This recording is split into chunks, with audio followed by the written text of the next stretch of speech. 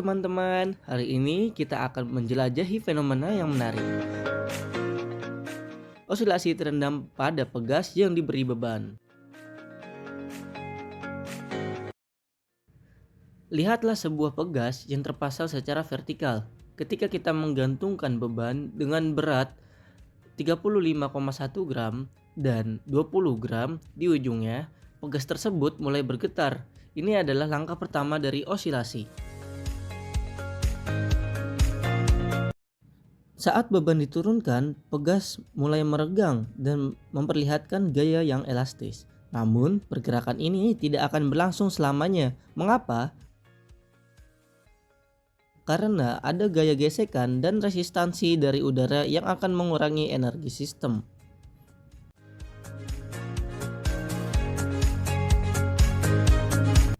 Inilah yang kita sebut dengan osilasi teredam. Setiap kali pegas bergetar, amplitudo getarannya akan semakin kecil. Ini akan terjadi karena energi yang hilang akibat gaya gesekan.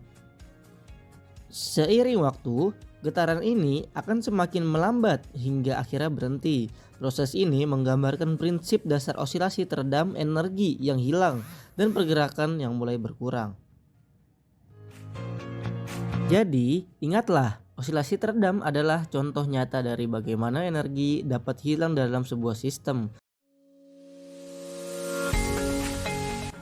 Osilasi harmonik sederhana atau bisa disingkat dengan GHS adalah gerakan bolak-balik suatu benda di sekitar titik setimbangnya yang memenuhi 3 syarat.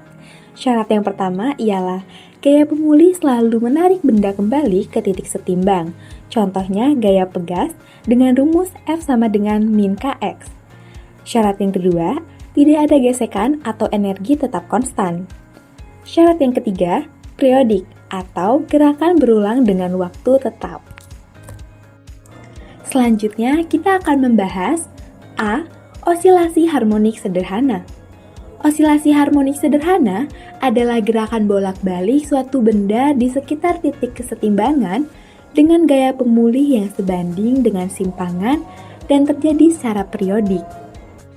Karakteristik osilasi harmonik sederhana itu ada 3. Yang pertama, periodik.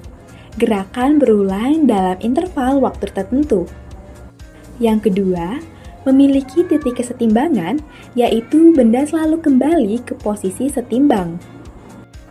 Yang ketiga, gaya pemulih dengan rumus F sama dengan min Kx, yaitu hukum Hooke.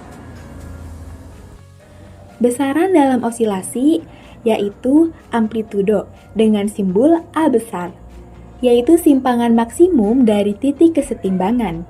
Selanjutnya ada periode dengan simbol T besar. Adalah waktu untuk satu siklus lengkap dengan rumus T sama dengan 2V akar M per K. Selanjutnya ada frekuensi dengan simbol F kecil. Jumlah osilasi persatuan waktu dengan rumus F sama dengan 1 per T. Selanjutnya, energi.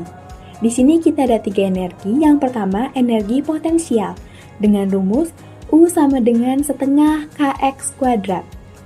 Yang kedua, energi kinetik. K sama dengan setengah mv kuadrat. Yang ketiga, energi total.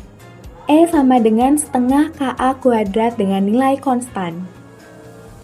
Pada contoh sistem osilasi ini, kita memakai pegas dengan massa yang digantung vertikal, bandul sederhana untuk sudut yang kecil. Selanjutnya, B. Osilasi teredam. Osilasi teredam adalah gerakan osilasi yang amplitudonya berkurang secara bertahap karena adanya gaya redaman. Misalnya, gesekan atau hambatan udara. Nah, untuk jenis redaman ini ada 3. Yang pertama, redaman ringan atau underdamp. Sistem masih berosilasi, tetapi amplitudonya berkurang secara eksponensial. Frekuensi osilasi sedikit lebih kecil daripada frekuensi alamiah. Yang kedua adalah redaman kritis, yaitu critically damped. Sistem kembali ke kesetimbangan secepat mungkin tanpa berosilasi lagi.